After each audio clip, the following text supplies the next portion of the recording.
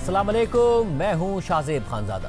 कराची में गार्डन के इलाके से पुलिस और सिविल हसास इदारे ने मुश्तरका कार्रवाई करते हुए शहर में कोकेन और मंशियात की बड़ी सप्लायर अनमोल उर्फ पिंकी को गिरफ्तार कर लिया है, जबकि अदालत ने मुलजिमा को अदालती रिमांड पर जेल भेज दिया है। पुलिस के मुताबिक मुलजिमा पुलिस को इंतहाई मतलूब थी और उसके खिलाफ मुख्तलिफ थानों में 10 मुकदमा दर्ज थे, जिनमें वो तवील अरसे से मफरूर थी। कार्रवाई के दौरान मुलजिमा के कब्जे से एक पिस्तौल, करोड़ों रुपए मालियत की कोकेन, केमिकल्स और दीगर नशा आवर मवाद बरामद कर लिया गया है। ताहम जब मुलजिमा को अदालत में पेश किया गया तो वो किसी लेडी पुलिस अफसर के बगैर शाहाना अंदाज में टहलते हुए अदालत में पेश हुई। पुलिस अफसर उसके पीछे पीछे चलते रहे। और नाजरीन, मुलजिमा की जो वॉक है, ये वॉक उसके सिस्टम पर एतमाद की निशानी है, जिस पर उसे पूरा भरोसा है कि वो गिरफ्तार तो हो गई है लेकिन उसे कोई बड़ी सज़ा नहीं होगी। पुलिस का काम उसके खिलाफ तफ्तीश करना है, मगर वही पुलिस उसे ये प्रोटोकॉल दे रही है। खातून को पता है कि उसके खिलाफ तो पहले भी दर्जन के करीब मुकदमात हैं। अगर उन मुकदमात में उसके खिलाफ कुछ नहीं हुआ तो इस मुकदमे में भी नहीं होगा। क्योंकि नाजरीन, ऐसा नहीं है कि पुलिस का रवैया आमतौर पर भी ऐसा ही होता है। ख़वातीन के हुकूक़ के लिए औरत मार्च के मुंतज़मीन जब प्रेस कॉन्फ्रेंस करने जा रहे थे तो आप सबने देखा कि पुलिस ने कराची प्रेस क्लब के बाहर शीमा किरमानी समेत दीगर ख़वातीन के साथ क्या सलूक किया। शीमा किरमानी ने कोई कानून नहीं तोड़ा था और वो कहती रही कि मेरी उम्र 75 बरस है, मगर पुलिस का रवैया सबने देखा। पुलिस ने वही किया जो वो करती है। मगर फिर आज कौम ने एक मुबैना ड्रग डीलर के साथ भी पुलिस का रवैया देख लिया। और क्या इसकी वजह यह है कि जिस तरह इस ड्रग डीलर खातून को अपनी ताकत का पता है, तो इसी तरह पुलिस को भी इस खातून की ताकत का पता है। क्योंकि इसके अलावा मुलजिमा की एक मुबैना ऑडियो भी सामने आई है, जिसमें वो पुलिस को ललकार रही है कि आप लोगों की अकल घुटनों में है। हमने पूरे कराची में अंधेरा डाला हुआ है, अगर उठा सकते हो तो उठा लो। पता नहीं कहाँ से उठकर आ जाते हैं कि मैं पिंकी को पकड़ूंगा। असल में ना आप लोगों की अकल ही घुटनों में। अब पता नहीं कहाँ से आ जाते हैं मुंह उठा के पिंकी, मैं पिंकी को पकड़ूंगा। फिर 5 साल हो जाते हैं, 6 साल हो जाते हैं, 7 साल, 8 साल, 9 साल रिटायर हो जाते हैं। फिर खुद ही फोन करके हंस रहे होते हैं कि यार मैं इतने साल पीछे लगा रहा, पकड़ नहीं पाया। तो मुझे पता है आप दोबारा मर के भी पैदा होकर आ गए ना, आप भी लग जाओ लाइन में। 10 साल बाद, 5 साल बाद जब आपकी कब्र में टांगे होंगी तो एक बार मुझे कॉल करके आप भी बताना और ऐसे जोर जोर से हंसना कि वाह यार पिंकी कमाल कर दिया, 15 साल से पीछे लगाया। जिस दिन दिमाग से सोचना शुरू करोगे ना, उस दिन पिंकी की तरह एक ब्रांड बन जाओगे। दुनिया आगे पीछे होगी, सलाम ठोकेगी। और हाँ, सनी भी मेरे पास ही है और लकी भी मेरे पास ही है। मैंने कहा क्या यार, ऐਵੇਂ ही बच्चों को तंग करोगे, उठा लो अगर उठा सकते हैं। मेरे पास से धड़ल्ले से काम कर रहे हैं। पूरे कराची में अंधेर डाला हुआ है, रोक सको तो रोक लो। पुलिस हुक्काम का कहना है कि मुलजिमा कराची में मंशियात की डीलिंग और सप्लाई का एक मुनज़्ज़म और वसी नेटवर्क चला रही थी। वो क्लिफ्टन डिफेंस और दीगर पॉश इलाकों में ऑनलाइन ऑर्डर्स पर मखसूस राइडर्स के जरिए मंशियात सप्लाई करती थी। मुलजिमा अपने नेटवर्क को कानून नाफिज करने वाले इदारों से महफूज रखने के लिए ख़वातीन राइडर्स का भी इस्तेमाल करती थी। पुलिस ने बताया कि मुलजिमा के खरीदारों में तलबा और तालिबात समेत बासर शख्सियात भी शामिल हैं। हुक्काम के मुताबिक मुलजिमा रोज़ाना लाखों रुपए मालियत की मंशियात मुख्तलिफ तरीक़ों से फ़रोख्त करती थी। इसके अलावा मुलजिमा लोगों को मंशियात की खरीदारी की मुख्तलिफ ऑफ़र्स भी देती थी। स्क्रीन शॉट में डीलर्स और नशा इस्तेमाल करने वालों के लिए ऑफ़र्स दर्ज हैं। IG सिंध जावेद आलम ओढो ने मुलजिमा पिंकी की पेशी के दौरान कवायद की खिलाफ वर्जी का नोटिस लेते हुए एडिशनल IG कराची को वाक़े की रिपोर्ट पेश करने की हिदायत कर दी और गफलत और कोताही के मुर्तकिब तफ्तीशी अफसर और अमले को फौरी तौर पर मुअत्तल करने का हुक्म दे दिया है। जबकि वाक़े की शफाफ तहकीकात के लिए सीनियर अफसर की सरबराही में तहकीकाती कमेटी कायम करने की भी हिदायत कर दी गई। अदालत में मुलजिमा की शाहाना पेशी के हवाले से जियो न्यूज़ से बात करते हुए सिंध के वज़ीर दाखिला ज़ियाउल हसन लंजार ने कहा कि इस मामले पर जो भी मुलव्विस हुआ सबके खिलाफ कार्रवाई होगी। मैंने एडिशनल IG कराची और IG सिंध को कहा है कि आप तो जो भी जिम्मेदारान हैं उनके वो फौरन उनके खिलाफ कार्रवाई भी करें और ज़रूरत पड़ती है तो उन सबको अरेस्ट भी करेंगे। 2-3 दिन पहले खवातीन की मार्च में कोई अरेस्ट हुए थे तो पुलिस का उनके खिलाफ अजीब व गरीब सा रवैया था। जो भी इससे फैसिलिटेट कर रहा था अफसर, वो आपको विदिन आवर्स वो जेल में नजर कार्रवाई होगी। जब पुलिस वालों के खिलाफ तो आपको नजर आएगा कि किस तरह उसके साथ ट्रीट होता है। और ये क्रिमिनल है और क्रिमिनल के साथ क्रिमिनल ही जैसा ही ट्रीटमेंट होगा। इसका अरेस्ट होना इस चीज की सिंध पुलिस की कामयाबी है। तो आप भी इधर ही हैं और सिंध पुलिस भी इधर ही है और वजीर दाखिला फिलहाल इधर ही हैं। जब ये रिलीज हो जाएं तो आप मुझे बीपर पर ले लीजिएगा। देखते हैं कि ये केस किस तरफ जाता है, जो वादा किया जा रहा है वो किस हद तक पूरा किया जाता है। हमारे साथ ऐसे 3 नुमाइंदे मौजूद हैं जो आपको तफसीलात बताएंगे। बैकग्राउंड क्या है खातून का, ऑपरेट कैसे करती थी खातून, और जो अदालत में मामला हुआ और क्या जो इस किस्म के केसेस हैं वो क्या हो रहा है, इन तीनों से पूछेंगे। दानियाल सैयद मौजूद हैं, राहिल सलमान मौजूद हैं, अमीन अनवर मौजूद हैं। आप तीनों का बहुत शुक्रिया। दानियाल, पहले आप बताइएगा क्या बैकग्राउंड है इस खातून का, कितने अरसे से ऑपरेट कर रही थी, जो कहा जा रहा है कि बहुत बड़ी ड्रग डीलर थी? शाजी, बिल्कुल अनमोल उर्फ पिंकी ने साल 2008 में इस फील्ड में कदम रखा था। कराची के इलाके अंगारा गोट बलोचपाड़ा की वो रिहायशी थी। 2008 में इसने मुख्तलिफ डांस पार्टीज़ जो होती हैं डिफेंस क्लिफ्टन और मुख्तलिफ फार्म हाउसेस के अंदर, वहाँ पर ये मंशियात की कैरियर बनकर सप्लाई करती थी, यानी कि एक जगह से मंशियात लेकर उन पार्टीज़ में जाकर फ़रोख्त करती थी। और जब इसने देखा कि इस कारोबार में कितना पैसा है तो फिर इसने आहिस्ता आहिस्ता अपना सेटअप डालना शुरू किया और उसके बाद साल 2010 से ये मंशियात बजाते खुद फ़रोख्त कर रही थी। साल 2018 में इसके ख़िलाफ़ पहला मुकदमा दर्ज हुआ और उसके बाद पे दर पे मुकदमा दर्ज हुए, 10 मुकदमा दर्ज हुए। किसी मुकदमे में ये गिरफ्तार नहीं हुई, लेकिन गुज़िश्ता बरस अरमखान केस जब सामने आया तो उसके बाद जब लिस्टें तैयार की गई तो मुलजिमा पिंकी जो है वो लाहौर मुंतकिल हो गई, रुपोश हुई। इस्लामाबाद में भी इसने कई वक्त गुजारा और लाहौर में बैठकर ये अपने ग्रुप के कारिंदों के ज़रिए कराची की मुख्तलिफ जामियात, मुख्तलिफ डांस पार्टीज़, डिफेंस क्लिफ्टन में ये कोकेन जो है वो सप्लाई किया करती थी। इसके ग्रुप में ख़वातीन मुलजिमान भी शामिल हैं, मर्द भी शामिल हैं। ये मुकम्मल तौर पर कराची में इन्होंने अपनी जड़ें मजबूत कर रखी थी। मुलजिमा अनमोल और पिंकी के 2 भाई हैं जो माजी में गिरफ्तार होकर जेल जा चुके हैं और उन पर भी मंशियात फरोशी के इल्ज़ामात जो हैं वो सामने आए हैं। मुलजिमा के बारे में बताया जाता है कि इसके काफ़ी असर रसूख हैं और ये कभी भी इसके ग्रुप के कारिंदे जब गिरफ्तार होते थे तो इसका नाम FIR में होता था। जब ये गुज़िश्ता रात कराची के इलाके गार्डन से गिरफ्तार हुई, एक रिहायशी अपार्टमेंट में पुलिस ने हसास इदारों से हमरा मिलकर कार्रवाई की। खुफिया मालूमात पर यह कार्रवाई की गई थी और इदारों को इस अनमोल और पिंकी के बारे में मजबूत शवाहिद मिले थे कि कराची के इलाके गार्डन में मौजूद है, जिसकी बुनियाद पर कॉर्डन ऑफ करके छापामार कार्रवाई की, इसको गिरफ्तार किया और इसके कब्जे से भारी मिकदार में कोकेन और दीगर जो ममनू अशिया होती हैं वो बरामद की गई। इसके खिलाफ 2 मुकदमात गुज़िश्ता रात गार्डन थाने में ही दर्ज कर लिए गए। जो हमारे ज़राए हैं उनका ये दावा है कि मुलजिमा अनमोल और पिंकी जो है उसके लाहौर में कपड़ों का कारोबार था और वसी पैमाने के ऊपर ये कपड़ों का काम लाहौर के इलाके में कर रही थी। इसके मुताबिक और भी बिजनेसेस हैं जिनके बारे में तफ्तीशी हुकाम और दीगर कानून नाफिज करने वाले इदारे जो हैं वो मज़ीद तफसीलात इसकी हासिल कर रहे हैं। राहिल, आप बताइएगा, ज़ाहिर जो मंशियात है वो तो बहुत ज़्यादा तेज़ी से हमने मुल्क में फैलते देखी है, कराची शहर में फैलते देखी है, यहाँ तक कि यूनिवर्सिटी कॉलेजेस तक फैलते देखी है। ये जो ऑपरेट करती थी किस तरीके से करती थी, और पहले जब इतने मुकदमात थे तो गिरफ्तार क्यों नहीं हो रही थी, अब हुई हैं तो क्या वाकई कुछ संजीदगी है, क्या मामला है आपके ज़रा क्या बताते हैं? देखिए, आज जब इस मुलजिमा की गिरफ्तारी की गई है तो उस दौरान वो वहाँ पे उसके फ्लैट में मंशियात मिली है, भारी मिकदार में कोकेन। वो उस वक्त मुख्तलिफ पैकिंग में जो है उसको पैक करने की कोशिशों में मसरूफ़ थी, जबकि इसके साथ साथ पुलिस को वहाँ पर पैकेजिंग का मटेरियल के अलावा 2 स्कूल बैग भी मिले।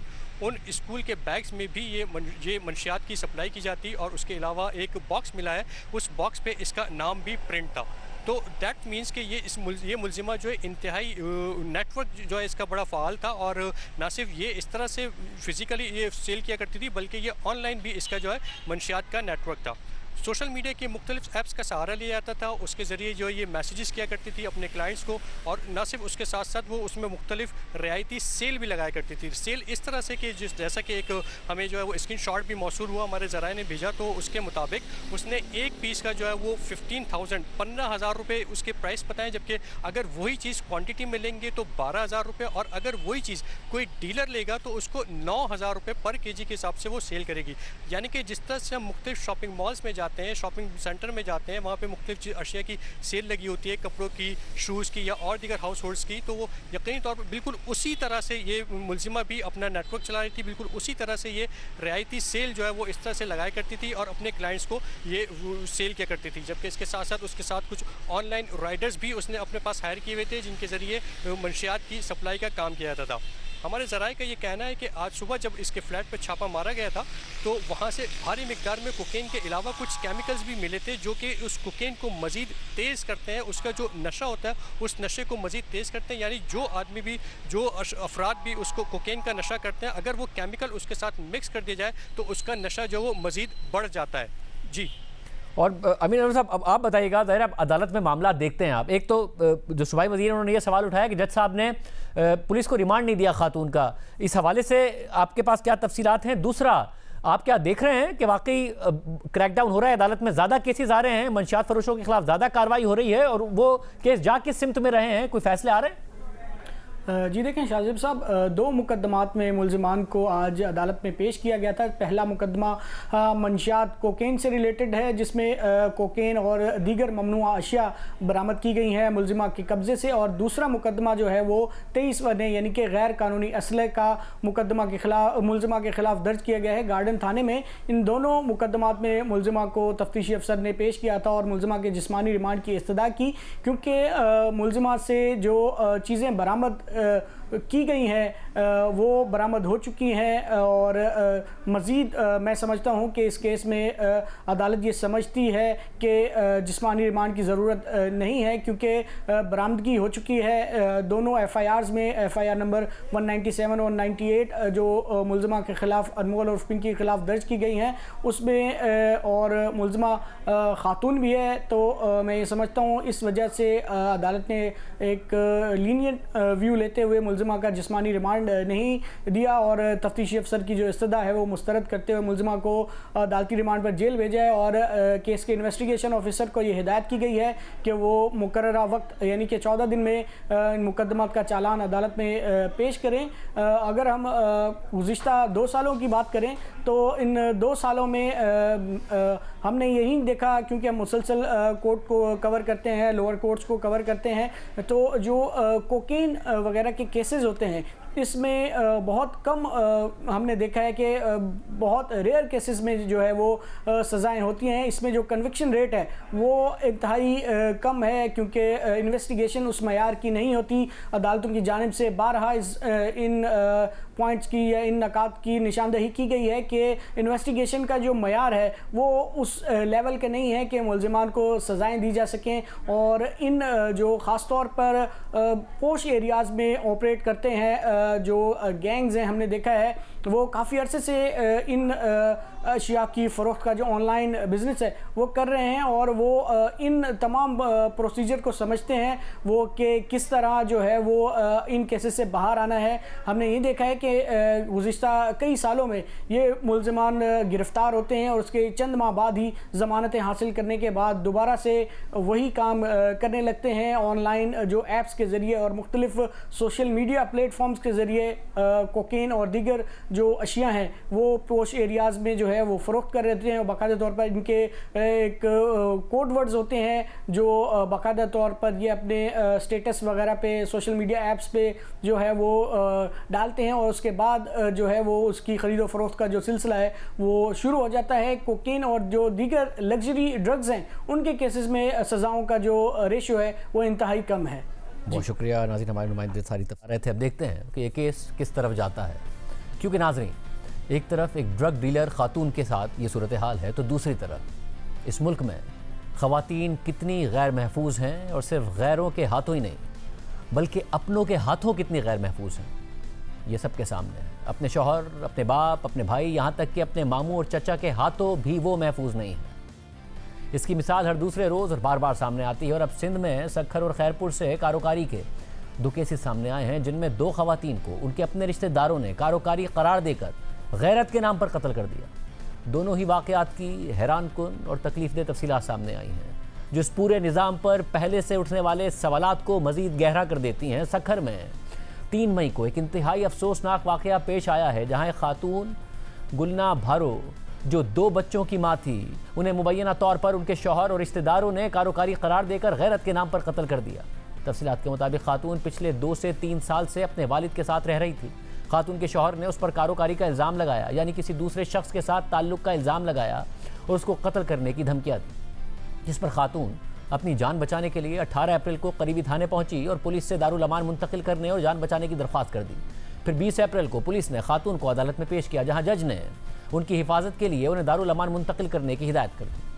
अदालत से बाहर निकलते ही खातून के वालिद और वालदा ने खातून को यह जमानत दी कि उसे कुछ नहीं कहा जाएगा और उसकी हिफाजत की जाएगी। वालिद ने अपनी पगड़ी खातून के कदमों में रख दी और घर वापस चलने की दरख्वास्त कर दी, जिस पर खातून ने भरोसा कर लिया और रजामंदी का इजहार कर दिया और घर वालों के साथ जाने के लिए राजी हो गई। वीडियो में देखा जा सकता है कि पुलिस अफसर शुरू में वालिद को पीछे धकेल रहा था और उन्हें लड़की पर दबाव डालने से रोक रहा था। बाद में वालिद और वालदा दोनों खातून को घर वापस आने के लिए कह रहे हैं। इतलात के मुताबिक खातून ये कहती रही कि मुझे पता है कि मैं मार दी जाऊंगी, मैं 2 बच्चों की माँ हूँ, मगर अपने वालिद की इज्जत की खातिर मैं खुद को कुर्बान कर दूंगी और उनके साथ रहने के लिए वापस जा रही हूँ। यानी जिस बाप की इज्जत की खातून ने परवाह करते हुए अपनी जान की परवाह न की और अपनी जान दाव पर लगा दी, उसी बाप ने खातून के शौहर के साथ मिलकर उसकी जान ले ली। और ये क्या ही इज्जत बचा ली और क्या ही इज्जत कमा ली। 20 अप्रैल को अदालत में होने वाली कार्रवाई के अदालती हुक्मनामे के मुताबिक खातून ने अपने बयान में कहा है कि आज यानी 20 अप्रैल को तकरीबन सुबह 10:30 बजे मुझे SHO के जरिए मेरा बयान रिकॉर्ड करने के लिए अदालत के सामने पेश किया गया, जिसमें मैंने अदालत के सामने ये बताया कि मुझे अपने शौहर से जान का खतरा है, जिसने मेरे खिलाफ कारोकारी के झूठे इल्जामात लगाए हैं, इसलिए मैं चाहती हूँ कि मुझे दारुल अमान सक्खर भेज दिया जाए। अदालत ने मेरा बयान रिकॉर्ड करने के बाद मुझे दारुल अमान सक्खर भेजने का हुक्म दे दिया। खातून के बयान के मुताबिक मेरा बयान रिकॉर्ड होने के फ़ौरन बाद मेरे वालिद भी अदालत के इहाते में हाजिर हुए। अपने वालिद से मुलाकात और मुशावरत के बाद मैंने अब अपने वालिद के साथ जाने का फ़ैसला कर लिया है, लिहाजा मैं ये बयान देती हूँ कि अब मैं अपने वालिद के साथ जाने पर रजामंद हूँ, जो इस वक्त अदालत में मौजूद हैं। इसके बाद अदालत ने अपने हुक्मनामे में लिखा कि आज तकरीबन सुबह 10:30 बजे इस अदालत ने खातून का बयान रिकॉर्ड किया, जिसमें खातून ने दारुल अमान सक्खर भेजे जाने की ख्वाहिश जाहिर की। इस हवाले से अदालत ने हुक्म भी जारी कर दिया, लेकिन थोड़ी ही देर बाद खातून दोबारा अदालत में पेश हो गए और कहा कि उनकी दरख्वास्त पर उनका दोबारा बयान रिकॉर्ड किया जाए, जिसमें उन्होंने अपने वालिद के साथ जाने की ख्वाहिश जाहिर कर दी। क्योंकि वो एक कानूनी तौर पर बालिग खातून है, इसलिए वो जहाँ चाहें जाने में आज़ाद हैं। ये अदालत ने अपने हुक्मनामे में लिखा। अदालत ने मज़ीद लिखा कि SHO को हिदायत की जाती है कि तमाम कानूनी तकाज़े मुकम्मल करने के बाद खातून की तहवील उनके वालिद के हवाले कर दी जाए। इस अदालत की जानिब से खातून को दारुल अमान भेजने का पहले जारी किया गया हुक्म गैर मौसर करार दिया जाता है और फिर अदालत ने खातून को वालिद के साथ जाने की इजाज़त दे दी। मगर खातून को जिस बात का डर था वही हुआ और 3 मई को खातून के शौहर और मामू ने उसे क्लाशनकोफ से गोली मारकर कत्ल कर दिया। पुलिस ने इस वाक़े की FIR सरकार की मुद्दत में दर्ज कर ली, जिसमें खातून के वालिद, शौहर और 2 मामुओं को नामजद किया गया है। नुमाइंदा जियो न्यूज़ यासिर फारूकी के मुताबिक पुलिस ने खातून के वालिद, शौहर और एक मामू को गिरफ्तार कर लिया है, जबकि चौथे मुल्जिम यानी खातून के दूसरे मामू फरार हैं और पुलिस के मुताबिक मुल्जिम कच्चे के इलाके में रुपोश है और उसकी गिरफ्तारी के लिए कार्रवाई की जा रही है। साथ ही गिरफ्तार मुल्जिम मकतूला के मामू ने दौरान तफ्तीश कत्ल का एतराफ़ भी कर लिया है। इससे पहले खैरपुर में भी एक शादीशुदा खातून को गैरत के नाम पर कत्ल करने का केस सामने आया था। BBC के मुताबिक पुलिस ने बताया कि खैरपुर के इलाके टंडो बस्ती से ताल्लुक़ रखने वाली 22 साला खालदा को मुबैना तौर पर कारी करार देकर कत्ल कर दिया गया। वाक़े में मुलविस मुल्जिमान खातून के मामू और दादा को गिरफ्तार कर लिया गया है और वाक़े की FIR सरकारी मुद्दत में दर्ज कर ली गई है। FIR में बताया गया कि 10 अप्रैल की रात पुलिस एहलकार 1 बजे गश्त के लिए रवाना हुए और जब वो फैज़ केनाल स्टॉप पर पहुँचे तो उन्हें इतला मिली कि गाँव में मुल्जिमान खालदा नामी खातून को कारी का इल्ज़ाम लगाकर कत्ल करना चाहते हैं। और जब पुलिस एहलकार मज़कूरा गांव पहुंचे तो उन्होंने पुलिस मोबाइल की रोशनी में देखा कि 4 मुसल्लह मुल्जिमान और एक औरत खड़े थे और वो कह रहे थे कि इस लड़की को कारी करके मारेंगे। पुलिस के मुताबिक हमने गाड़ी रोकी और आवाज़ लगाई कि पुलिस आ गई है, फायर ना करें, लेकिन इसी दौरान में मुल्जिम कैसर और गुलाम अब्बास ने फायर कर दिए, जिसके बाद लड़की ज़मीन पर गिर गई और पुलिस ने मुल्जिमान को गिरफ्तार करने की कोशिश की, लेकिन मुल्जिमान गलियों में फ़रार हो गए। FIR के मुताबिक फायरिंग की आवाज़ पर गांव की ख़वातीन आईं, जिन्होंने बताया कि लड़की का नाम खालदा है, जो पुलिस के सामने फौत हो गई। और जब पुलिस एहलकारों ने चेक किया तो उसको सीने पर 2 फायर लगे हुए थे जो आर पार हो चुके थे। इस वाक़े के 2 मुकदमात में 18 अफराद को नामजद कर दिया गया, जिनमें से सहूलतकारी के मुकदमे में नामजद 10 मुल्जिमान को ज़मानत पर रिहा कर दिया गया, जबकि कत्ल के मुकदमे में 5 मुल्जिमान गिरफ्तार हैं और 3 मुल्जिमान ताहाल फरार हैं। आज जुडिशल मजिस्ट्रेट की अदालत में इस केस की समाअत हुई और मेडिकल रिपोर्ट्स ना आने पर समाअत 1 हफ्ते के लिए मुलतवी कर दी गई। सिंध में कारोकारी के केसेस मुसलसल सामने आते रहते हैं और ये एक संगीन मामला है। जंग अखबार में इस साल के इब्तिदाई 3 माह में कारोकारी के आदाद-ओ-शुमार जारी हुए हैं। सहाफ़ी साकिब सगीर की खबर के मुताबिक सिंध में इस साल के पहले 3 माह के दौरान कारोकारी करार देकर 27 खवातीन समेत 36 अफराद को कत्ल कर दिया गया। तफसीलात के मुताबिक कारोकारी करार देकर कत्ल करने वाले मुल्जिमान में 18 मुल्जिमान मकतूलीन के शौहर, वालिद और भाई, 11 दीगर रिश्तेदार जबकि 3 पड़ोसी और दोस्त शामिल हैं। कारोकारी करार देकर कत्ल करने के वाक़यात में मुख्तलिफ अक़साम के हथियार इस्तेमाल किए गए, जिनमें 1 क्लाशनकोव, 3 शॉटगन, 16 रिवॉल्वर, पिस्तौल और 11 दीगर इक़साम के हथियार शामिल हैं। कराची रीजन में कारोकारी के 2, सक्खर रीजन में 8, लाड़काना रीजन में 14, हैदराबाद रीजन में 3, मीरपुर खास रीजन में 1 और शहीद बेनज़ीराबाद रीजन में कारोकारी के 5 केसेस रिपोर्ट हुए। खबर के मुताबिक साल 2025 में इस मुद्दत में सिंध भर में कारोकारी के 41 केसेस में 38 खवातीन समेत 48 अफराद को कत्ल कर दिया गया था। खबर के मुताबिक गुज़िश्ता 4 बरसों के दौरान 595 अफराद को कारोकारी करार देकर कत्ल कर दिया गया। कत्ल होने वालों में 466 खवातीन और 129 मर्द भी शामिल हैं। साथ ही सिर्फ कराची शहर के अंदर डोमेस्टिक वायलेंस यानी घरेलू तशद्दुद के केसेस में भी नुमायां इजाफा देखने में आया है। इस साल के इब्तिदाई 4 माह में कराची में खवातीन और कम उम्र बच्चों के खिलाफ ज़्यादती के 398 केसेस रिपोर्ट हुए हैं। Police women and child protection cell की रिपोर्ट के मुताबिक कराची में जनवरी से अप्रैल तक खवातीन और कम उम्र बच्चों के खिलाफ घरेलू तशद्दुद, हिरासानी, ज़्यादती और मुतल्लिका जराइम के मजमूई तौर पर 398 मुकदमात रिपोर्ट हुए, जिनमें 388 बालिग खवातीन और 10 कम उम्र बच्चे शामिल हैं। रिपोर्ट के मुताबिक घरेलू तशद्दुद सबसे ज़्यादा रिपोर्ट होने वाला जुर्म है। हुक्काम को घरेलू तशद्दुद से मुताल्लिक 297 शिकायत मौसूल हुई। इनमें से 190 शिकायत निपटा दी गई, जबकि तकरीबन 100 शिकायत अभी भी ज़ेर इल्तवा हैं, जो मुतासरीन को रिलीफ और बाद में कार्रवाई में ताख़ीर की निशानदही करती हैं। पुलिस ने घरेलू तशद्दुद के वाक़यात के सिलसिले में 3 बाकायदा मुकदमात भी दर्ज किए। रिपोर्ट में यह भी बताया गया कि शहर में हिरासानी और धमकियों से मुतालिक शिकायत की तादाद में भी नुमायां इजाफा देखने में आया है। इस नौइयत की 83 शिकायत मौसूल हुई। इनमें से 42 शिकायत निपटा दी गई, जबकि 41 शिकायत पर कार्रवाई अभी जारी है। हुक्काम ने तस्दीक की कि हिरासानी की एक शिकायत के सिलसिले में एक बाकायदा मुकदमा भी दर्ज किया गया। इसके अलावा ज़्यादती, बदसलूकी और धमकियों से मुताल्लिक 19 शिकायत भी मौसूल हुई, जिनसे शहर में खवातीन और बच्चों को दरपेश तशद्दुद के खदशात में मज़ीद इजाफा हो गया है। इनमें से 9 केसेस निपटा दिए गए, जबकि 10 केसेस अभी भी तफ्तीश और कानूनी कार्रवाई के मराहिल में हैं। प्रोग्राम में ब्रेक शामिल करते हैं। एक और अहम खबर की तफसीलात आपके सामने रखें। अमेरिका और ईरान के दरमियान पाकिस्तान की सालिसी में बातचीत जारी है, तहम वक्त के साथ साथ किसी मुआहदे तक पहुंचने के इम्कानात मज़ीद कमज़ोर होते जा रहे हैं। जंग दोबारा शुरू होने के इम्कानात बढ़ते जा रहे हैं और इसी दौरान अमरीकी मीडिया में पाकिस्तान के ख़िलाफ़ एक कैंपेन भी शुरू होती नज़र आ रही है, यानी पाकिस्तान की सालिसी के मुखालिफ अनासिर भी एक्टिव हो गए हैं। एक तरफ अमरीकी सदर ट्रंप ने अमरीका के प्रपोजल पर ईरान के तफसीली जवाब को अहमकाना करार देते हुए मुस्तरद कर दिया है, जबकि दूसरी तरफ ट्रंप का कहना है कि अमरीका और ईरान के दरमियान जारी जंग बंदी इंतहाई नाजुक है और ये लाइफ सपोर्ट पर चल रही है, यानी इसे बामुश्किल बरकरार रखा जा रहा है। इसी तनाजुर में कल सदर ट्रंप ने अपनी नेशनल सिक्योरिटी टीम के साथ ईरान से मुताल्लिक उमूर पर गौर करने के लिए एक अहम मीटिंग की है और इस हवाले से यह खबर ज़रूर सामने आ रही है कि सदर ट्रंप ईरान के जवाब की वजह से इंतहाई फ्रस्ट्रेशन का शिकार हैं और इसी वजह से वो अब दोबारा फौजी कार्रवाइयाँ शुरू करने पर गौर कर रहे हैं। मगर इसके बावजूद ईरानी हुक्काम अपने मौक़िफ़ पर कायम हैं और अमरीकी प्रपोजल पर अपने रद्द-ए-अमल को ही हतमी करार दे रहे हैं और जंग की सूरत में भरपूर जवाब देने का ऐलान कर रहे हैं। कल रात को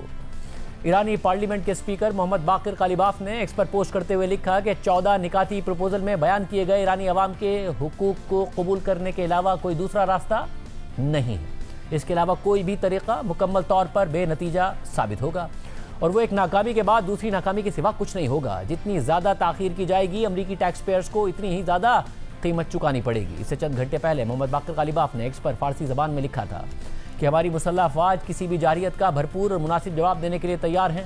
गलत हिकमत अमली और गलत फ़ैसले हमेशा गलत नताइज तक ले जाते हैं। पूरी दुनिया ये बात पहले ही समझ चुकी है। हम हर मुमकिन ऑप्शन के लिए तैयार हैं और वो सब हैरान रह जाएंगे। जबकि ईरानी मीडिया के मुताबिक ईरानी हुकूमत की तर्जुमान फातिमा महाजरानी ने कहा है कि ईरान की उंगलियां ट्रिगर पर है, लेकिन उसकी तवज्जो पायदार अमन और ईरान के मफाद पर मबनी सिफारतकारी पर है। फातिमा महाजरानी ने मजीद कहा कि हमने दुनिया की सबसे बड़ी फौजी ताकत के साथ 40 दिन तक जंग लड़ी है और हम अब भी ट्रिगर पर हाथ रखे हुए हैं और एक मुज़ाकराती हल के इंतज़ार में हैं। उन्होंने मजीद कहा कि हमारी असल तवज्जो देर पाम पर है और हम सिफारती मामलात को 3 उसूलों यानी इज़्ज़त, हिकमत और मसलहत के साथ आगे बढ़ाते हैं। इसके अलावा ईरान के पार्लिमानी कमीशन के तर्जुमान इब्राहिम रज़ाई ने एक्स पर पोस्ट करते हुए लिखा है कि अगर ईरान पर दोबारा हमला होता है तो ईरान के मुमकिन रद्द-ए-अमल के ऑप्शंस में से एक 90% यूरेनियम अफजूदगी भी हो सकती है और हम इस मामले का पार्लियामेंट में जायजा लेंगे। ईरानी हुक्काम का कहना है कि हम किसी भी मुमकिन अमरीकी या इसराइली हमले की सूरत में यूरेनियम की अफजूदगी को बढ़ा देंगे, यानी न्यूक्लियर बॉम्ब की तरफ इशारा दिया जा रहा है। मगर ट्रंप मुसलसल ये दावा कर रहे हैं कि ईरान अपनी अफजूदगी के अमल को ही रोक देगा। और अब से कुछ देर पहले एक रेडियो को इंटरव्यू देते हुए ट्रंप ने एक बार फिर कहा है कि ईरानियों ने खुद मुझे बताया है कि वो यूरेनियम की अफजूदगी को 100% रोक देंगे और ईरानियों ने यह भी बताया है कि वो अफजूदा यूरेनियम के ज़ख़ीरे को भी अमेरिका के हवाले कर देंगे। Do you really feel in your heart of hearts that you can stop Iran from enriching uranium and never build a bomb? 100%. They're going to stop. And they told me, the Iranians told me, we're going to get the dust. I call it the nuclear dust because it's appropriate. It's easier for people to understand. And we're going to get it. The problem is there's only 2 countries in the world that can get it, us and China, because nobody has the equipment. But then they changed their mind. लेकिन अमेरिकी नशरियाती इदारे CNN के मुताबिक जंग के खात्मे के लिए ईरान के साथ मुज़ाकरात के तरीक़े पर सदर ट्रंप की फ्रस्ट्रेशन बढ़ रही है और ट्रंप के कुछ मामलीन का कहना है कि अब वो दोबारा बड़ी फौजी कार्रवाई के बारे में पहले से ज़्यादा संजीदगी से सोच रहे हैं। सोर्सेज के मुताबिक सदर ट्रंप स्ट्रेट ऑफ हुर्मुज़ की मुसलसल बंदिश से बेसब्र हो चुके हैं और उन्हें लगता है कि ईरानी क़यादत के अंदर इख्तलाफात की वजह से जौहरी मुज़ाकरात में कोई बड़ी पेशरफ नहीं हो रही है। ट्रंप ने ईरान के ताज़ा जवाब को नाकाबिल कबूल और अहमकाना करार दिया है, जिसके बाद कई अमरीकी हुक्काम को शक है कि ईरान वाकई संजीदा मुज़ाकरात करना भी चाहता है या नहीं। सोर्सेज के मुताबिक अमरीकी हुकूमत के अंदर मुख्तलिफ ग्रुप्स मुख्तलिफ रास्ते तजवीज़ कर रहे हैं। कुछ लोग, जिनमें पेंटागन के हुकाम भी शामिल हैं, ईरान पर ज़्यादा सख्त दबाव डालने के हक़ में हैं, जिसमें ऐसे महदूद हमले भी शामिल हो सकते हैं जो ईरान की पोजीशन को मज़ीद कमज़ोर कर दें। जबकि कुछ दीगर अमरीकी हुक्काम अब भी सिफारतकारी को एक मौका देने के हामी हैं। जबकि अमरीकी न्यूज़ वेबसाइट एक्सियोस की रिपोर्ट के मुताबिक अमरीकी हुक्काम का कहना है कि ट्रंप जंग ख़त्म करने के लिए एक मुआहदा चाहते हैं, लेकिन ईरान की जानिब से उनके कई मुतालबात को मुस्तरद करना और अपने जौहरी प्रोग्राम पर मायने खेज़ रियायतें न देना फ़ौजी ऑप्शन को दोबारा ज़ेर गौर ले आया है। रिपोर्ट में मज़ीद लिखा है कि 2 अमरीकी अहदेदारों के मुताबिक ट्रंप ईरान के खिलाफ किसी न किसी किस्म की फ़ौजी कार्रवाई की तरफ माइल हैं ताकि ईरानी हुकूमत पर दबाव बढ़ाया जा सके और उसे अपने जौहरी प्रोग्राम पर रियायतें देने पर मजबूर किया जा सके। एक अमरीकी अहदेदार ने कहा कि ट्रंप ईरानियों को कुछ सख्त सबक सिखाएंगे। दूसरे अमरीकी अहदेदार ने कहा कि मेरा ख्याल है कि हम सब जानते हैं कि ये मामला किस तरफ जा रहा है।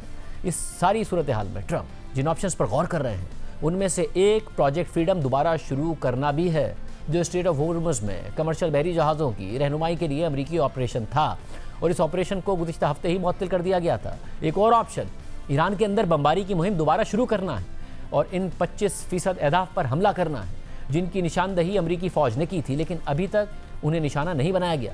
जबकि इसराइली हुकूमत चाहती है कि ट्रंप ईरान के अफजोदा यूरेनियम के ज़ख़ीरे को महफूज बनाने के लिए स्पेशल फोर्सेस ऑपरेशन का हुक्म दें।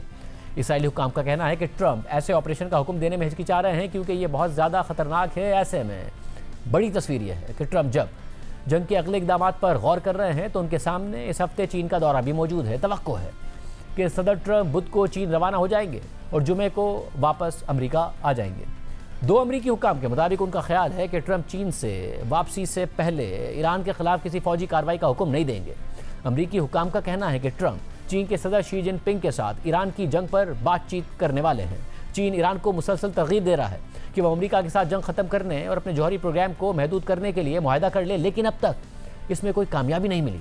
इस पूरी सूरत हाल में पाकिस्तान मुसलसल कोशिश कर रहा है कि किसी तरह अमरीका और ईरान के अख्तिलाफ़ात कम हो जाएँ और किसी मुआहदे पर पहुँचा जा सके, मगर इस हवाले से दोनों तरफ मौजूद सख्त गिर अनासिर की वजह से मामलात हल होते नज़र नहीं आ रहे हैं। और अब अमरीका में भी एक लॉबी पाकिस्तान के खिलाफ एक्टिव हो गई है।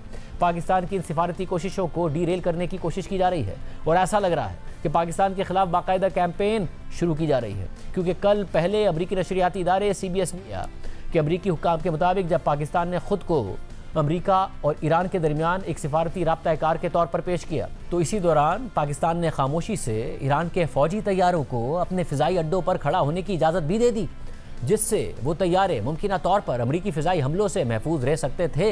इसके अलावा ईरान ने अपने कुछ सिविलियन तैयारे पड़ोसी मुल्क अफगानिस्तान में भी खड़े कर दिए हैं। ताहम 2 अमरीकी अहदेदारों के मुताबिक ये वाज़ेह नहीं है कि इन तैयारों में कोई फ़ौजी तैयारे भी शामिल थे या नहीं। ये तमाम नकलो हरकत इस बात की अक्कासी करती है कि बज़ाहिर ईरान अपनी बाकी मानदा फ़ौजी और फ़िज़ाई सलाहियतों को बढ़ते हुए तनाज़े से महफूज रखने की कोशिश कर रहा था। खबर के मुताबिक अमरीकी हुक्काम ने कहा है कि अप्रैल के आगाज़ में सदर ट्रंप की जानिब से ईरान के साथ जंगबंदी के ऐलान के कुछ दिन बाद ईरान ने अपने कई तैयारे पाकिस्तान एयरफोर्स के नूर खान एयरबेस पर भेजे, जो रावलपिंडी के करीब वाक़े एक अहम फौजी तंसीब है। रिपोर्ट में मजीद लिखा है कि ईरान के इस फौजी साजो सामान में ईरानी फिजाइया का एक RC-130 तैयारा भी शामिल था, जो C-130 टैक्टिकल ट्रांसपोर्ट तैयारे की एक इंटेलिजेंस जमा करने वाली किस्म है। एक सीनियर पाकिस्तानी ओहदेदार ने नूर खान एयरबेस से मुतालिक इन दावों को मुस्तरद करते हुए कहा कि नूर खान बेस शहर के बिल्कुल दरमियान में वाक़ है। वहाँ बड़ी तादाद में तैयारों की मौजूदगी आवाम की नज़रों से छुप ही नहीं सकती। पाकिस्तान के दफ्तर ख़ारजा ने CBS न्यूज़ की रिपोर्ट को मुस्तरद करते हुए कहा है कि पाकिस्तान CBS न्यूज़ की इस रिपोर्ट को मुकम्मल तौर पर मुस्तरद करता है, जिसमें नूर खान एयरबेस पर ईरानी तैयारों की मौजूदगी के बारे में दावा किया गया है, और पाकिस्तान इस रिपोर्ट को गुमराहकुन और सनसनीखेज करार देता है। ऐसी क़यास आराइयाँ बज़ाहिर खित्ते में इस्तेहकाम और अमन की जारी कोशिशों को नुकसान पहुँचाने के लिए की जा रही हैं। दफ्तर ख़ारजा के मुताबिक जंगबंदी के बाद और इस्लामाबाद मुज़ाकरात के इब्तिदाई मरहले के दौरान ईरान और अमरीका के कई तैयारे पाकिस्तान आए ताकि मुज़ाकराती अमल से वाबस्ता सिफारती अमले, सिक्योरिटी टीमों और इंतज़ामी अमले की नकलो हरकत को आसान बनाया जा सके। कुछ तैयारे और मुआविन अमला आइंदा मुज़ाकराती मराहिल की तवक्को में आर्जी तौर पर पाकिस्तान में ही मौजूद रहे। अगरचे बाज़ाब्ता मुज़ाकरात अभी दोबारा शुरू नहीं हुए, लेकिन आला सतही सिफारती राब्ते जारी रहे हैं। इसी तनाजुर में ईरानी वज़ीर ख़ारजा के इस्लामाबाद के दौरों को मौजूदा इंतज़ामी और लॉजिस्टिक इंतज़ामात के ज़रिए मुमकिन बनाया गया। इस वक्त पाकिस्तान में मौजूद ईरानी तैयारे जंगबंदी के दौरान आए थे और उनका किसी भी फौजी सूरत हाल या हिफाजती इंतज़ाम से कोई ताल्लुक नहीं है। इसके बरक्स किए जाने वाले दावे क़यास आराई हैं, गुमराहकुन हैं और हकीकत से मुकम्मल तौर पर मुख्तलिफ हैं। दफ्तर ख़ारजा ने मज़ीद लिखा कि पाकिस्तान ने हमेशा बातचीत और कशीदगी में कमी की हिमायत में गैर जानिबदाराना, मस्बत और ज़िम्मेदार सहूलतकार का किरदार अदा किया है। इसी किरदार के तहत पाकिस्तान ने ज़रूरत पड़ने पर मामूल की इंतज़ामी और लॉजिस्टिक सहूलियात फराहम की हैं, जबकि तमाम मुतल्लिका फरीकों के साथ मुकम्मल शफाफियत और मुसलसल राब्ता बरकरार रखा है। पाकिस्तान मुज़ाकरात को फ़रोग़ देने, कशीदगी को कम करने और ख़ित्ते और दुनिया में अमन, इस्तेहकाम और सलामती को आगे बढ़ाने की तमाम मुखलिसाना कोशिशों की हिमायत जारी रखने के अज़म पर कायम है। लेकिन अहम बात यह कि CBS न्यूज़ की यह रिपोर्ट सामने आने के बाद अमरीकी सदर ट्रंप के इंतहाई करीब समझे जाने वाले अमरीकी सेनेटर लिंडसे ग्राहम ने इस रिपोर्ट को एक्स पर शेयर करते हुए लिखा कि अगर ये रिपोर्ट दुरुस्त है तो इसके नतीजे में ईरान, अमरीका और दीगर फरीकों के दरमियान सालिस के तौर पर पाकिस्तान के किरदार का सरेनौ जायज़ा लेना पड़ेगा। इसराइल के बारे में पाकिस्तान के दिफाई हुक्काम के कुछ साबिका बयानात को देखते हुए अगर ये बात दुरुस्त भी हो तो मुझे हैरत नहीं होगी। वाज़ेह है कि लिंडसे ग्राहम ट्रंप के उन करीबी अफराद में शामिल हैं जो शुरू से ही ईरान पर हमलों का मुतालबा करते आए हैं और अब भी जब ट्रंप इंतज़ामिया में कुछ अफराद जंगबंदी और सिफारतकारी पर जोर दे रहे हैं तो लिंडसे ग्राहम एलानिया तौर पर ईरान को बमबारी के जरिए मुआहदे पर आमादा करने पर जोर दे रहे हैं। सिर्फ यही नहीं, बल्कि अब ऐसा लग रहा है कि अमेरिका में एक लॉबी मुस्तकिल तौर पर पाकिस्तान के किरदार को सबूताज करने की कोशिश कर रही है और ख़ुद इसराइल के वज़ीर आज़म नेतन्याहू तक पाकिस्तान से मुताल्लिक़ क़यास आराइयाँ पैदा करने की कोशिश करते नजर आ रहे हैं। और लिंडसे ग्राहम की इस पोस्ट से एक दिन पहले CBS न्यूज़ को दिए गए इंटरव्यू के दौरान नेतन्याहू ने कहा कि हमारे सामने कई ऐसे ममालिक थे जिन्होंने बुनियादी तौर पर जाली एड्रेसेस और बॉट्स के ज़रिए सोशल मीडिया को इस्तेमाल किया ताकि इसराइल के लिए अमरीकी हमदर्दी को ख़त्म किया जा सके और अमरीका और इसराइल के इत्तेहाद को कमज़ोर किया जा सके, क्योंकि वो समझते हैं कि ये उनके मुफाद में है। नेतन्याहू ने मज़ीद कहा कि लेकिन जब उनमें से किसी एड्रेस का सुराग लगाते हैं तो पाकिस्तान के किसी तहखाने का निकलता है और इस चीज़ ने हमें बहुत नुकसान पहुँचाया है। But I'll tell you what happened. We have several countries that basically manipulated social media with bot farms, with fake addresses to break the American sympathy to Israel, to break the American-Israeli alliance because they think it's in their interests. And they do it in a clever way. You know, it's like you hear a text message. I'm a red-blooded Texan. I always supported Israel, but I can't stand what they're doing. I'm turning against Israel. And then you trace the address to some basement in Pakistan, you know. And that's something that has hurt us badly.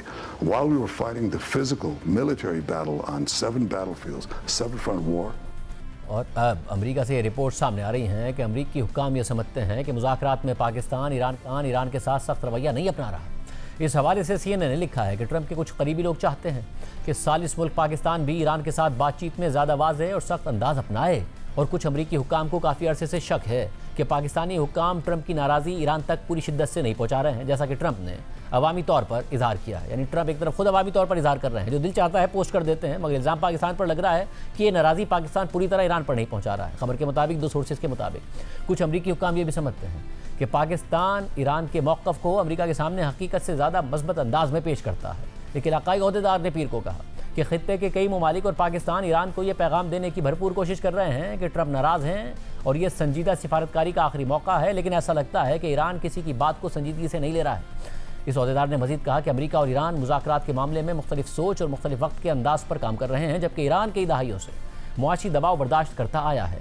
Trump ने पीर को white house में अपनी कौमी सलामती team के साथ दोबारा मुलाकात की ताकि आइंदा के इकदाम पर बात की जा सके। मुज़ाकरात से वाकिफ ज़राए का कहना है कि ट्रंप के चीन रवाना होने से पहले किसी बड़े फैसले का इम्कान कम है। अल जज़ीरा ने भी अमरीकी हुक्काम का हवाला देते हुए लिखा है कि अमरीकी हुक्काम का कहना है कि पाकिस्तान अक्सर ईरान के मौक़िफ़ को हकीकत से ज़्यादा मस्बत अंदाज में पेश करता है, जिसकी वजह से ट्रंप के इत्तेहादी पाकिस्तानी सालिसों पर जोर दे रहे हैं कि वो ईरान के साथ अपनी बातचीत में ज़्यादा साफ गो और वाज़े हों। ताहम अल जज़ीरा के मुताबिक एक पाकिस्तानी अहदेदार का इस हवाले से कहना है कि पाकिस्तान दोनों फरीक़ों के साथ उतना ही वाज़े रहा है जितना कोई गैर जानिबदार सालिस हो सकता है, क्योंकि सालिसी की कामयाबी के लिए गैर जानिबदारी ज़रूरी है, ना कि किसी एजेंडे को आगे बढ़ाना। पाकिस्तानी अहदेदार के मुताबिक मकसद इस पेचीदा तारीख़ी और इंतहाई अहमियत के हामिल तनाज़े को हल करना है, ना कि क्रेडिट लेना है या सिर्फ खबरों में जगह बनाना है।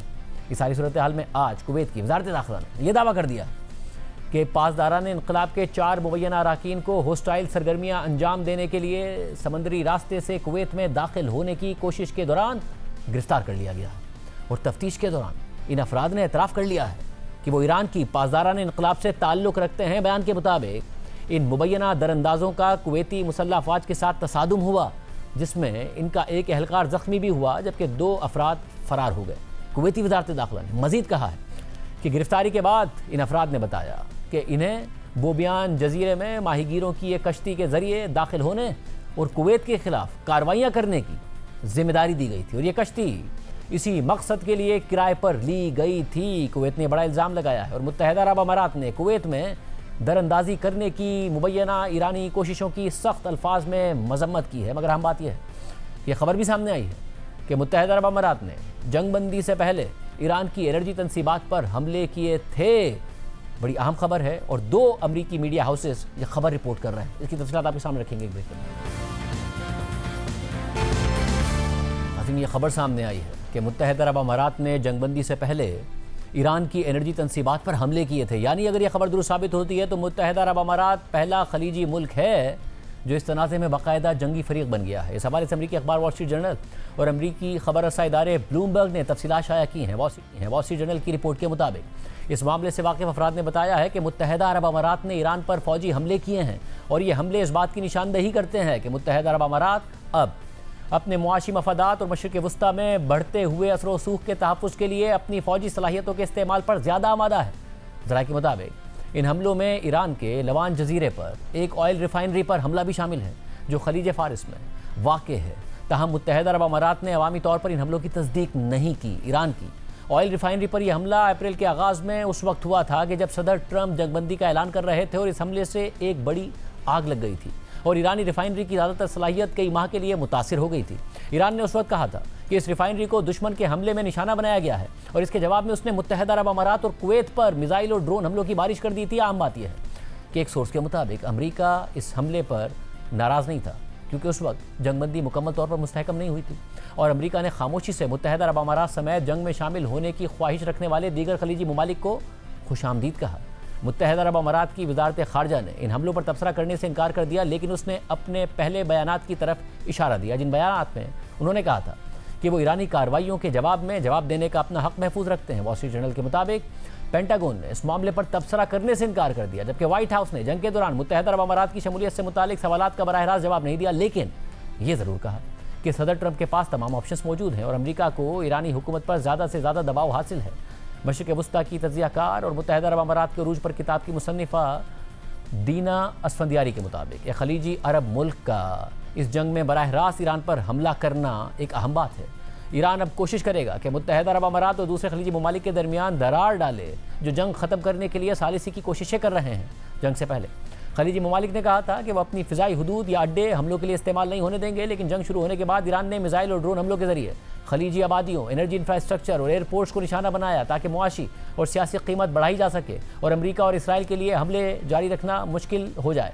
अहम बात यह है कि ईरान ने अपने ज़्यादातर हमले मुत्तहिदा अरब अमारात पर मरकूज़ रखे और उससे 2800 से ज़्यादा मिसाइल्स और ड्रोन से निशाना बनाया, जो इसराइल समेत पूरे खित्ते के किसी भी दूसरे मुल्क के मुकाबले में बहुत ज़्यादा था। मुत्तहदा अरब अमारात इसके बाद ईरान के खिलाफ खलीज में सबसे ज़्यादा खुलकर तनकीद करने वाले मुल्क के तौर पर सामने आया और इस मामले से वाकिफ ज़राए के मुताबिक मुत्तहदा अरब अमारात ने जंग के दौरान अमेरिका के साथ मजबूत फौजी ताउन भी जारी रखा। एक दिफाई तजियाकार के मुताबिक मुत्तहदा अरब अमारात के हुक्काम ने इब्तिदाई तौर पर वाज़ेह किया था कि वो ये जंग नहीं चाहते, लेकिन ये भी वाज़ेह है कि जब ईरान के पहले हमले मुत्तहदा अरब अमारात पर हुए तो अबू धाबी ने यह समझा कि खित्ते की सूरत हाल मुकम्मल तौर पर बदल चुकी है। जंग में मुत्तहदा अरब अमारात की शमूलियत के बारे में क़यासराइयाँ मार्च के वक्त से जारी हैं कि जब एक लड़ाका तैयारा ईरान के ऊपर परवाज़ करते हुए देखा गया था और रिपोर्ट्स के मुताबिक वो तैयारा ना इसराइल का लगता था और ना ही अमेरिका का लगता था, जबकि तहकीकात करने वाले माहिरीन ने इन तस्वीर की तरफ इशारा किया है जिनमें मुबैना तौर पर फ्रांसीसी मिराज लड़ाका तैयारे और चीनी ड्रोन्स दिखाए गए हैं जो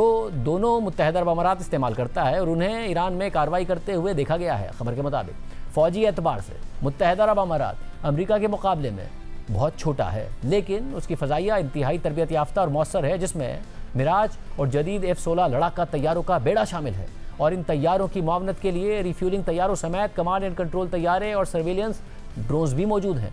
जबकि ब्लूमबर्ग के मुताबिक ज़राए का कहना है कि मुत्तहदा अरब अमारात ने ईरान पर एक से ज़्यादा बार हमला किया। एक दफ़ा 8 अप्रैल की जंगबंदी से पहले मुत्तहदा अरब अमारात ने ईरान पर हमला किया और फिर जंगबंदी के बाद एक बार फिर मुत्तहदा अरब अमारात ने ईरान पर हमला किया और इन हमलों में मुत्तहदा अरब अमारात की बुरोज पेट्रोकेमिकल फैसिलिटी पर ईरानी हमले के जवाब में इसराइल के साथ मिलकर की जाने वाली कार्रवाई भी शामिल है। और ब्लूमबर्ग के मुताबिक मुत्तहदा अरब अमारात और इसराइल ने 6 मई को इस सबसे बड़े पेट्रोकेमिकल प्लांट पर होने वाले इसराइली हमले के दौरान कोऑर्डिनेट किया था। आज के प्रोग्राम में इतना ही। अल्लाह हाफिज़।